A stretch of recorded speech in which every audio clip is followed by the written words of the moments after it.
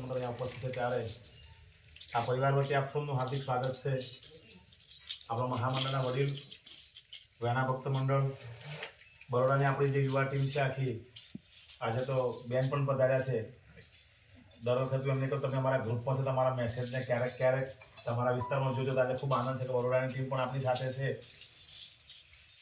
ભરતભાઈ માટે આજે કહી શકાય તો સોનાનો સુગંધ ભળે એવો અને સોનાનો સૂરજ ઉગે એવો આજે પવિત્ર દિવસ છે. આમ તો આપણે કેટલાય દિવસથી મહામંડળના કાર્યક્રમમાં લાગેલા હતા. 10 દિવસની દોડધામ પછી પણ એક દિવસનો વિરામ નથી લીધો અને આજે ફરી ભરતભાઈના આંગણે ભજનના માધ્યમથી મળવાનું થયું છે. ત્યારે આજે તો જે ઉદ્દેશ્ય છે કે આ ભરતભાઈનું નવું મકાન અને એમના પરિવારનો એક ભાવ એવો હતો કે મારા મકાનમાં જ્યારે ગુરુ મહારાજની પધરામણી થાય પછી જે ઘરમાં વસવાટ કરવો છે. ખૂબ સારી એવી પ્રગતિ છે એમની. મહીસાગર જિલ્લાનું છાપરી ગામ કાર્યક્ષેત્ર બનાવ્યું લગભગ 10-12 વર્ષ સુધી દાહોદ લીમખેડા અને ત્યાંથી બદલી થતા હાલોલમાં આવ્યા.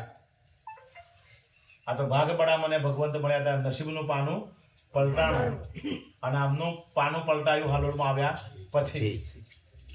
આવા સંતોનો સમાગમ મળ્યો અને સંતોને ગુરુદેવની બલિયારી જુઓ સાહેબ કે ભરતભાઈને કલ્પના પણ નહીં હોય કે મહામંડળમાં કે હાલોલ મંડળમાં આટલી પ્રગતિ થશે અને આટલી કીર્તિ મળશે.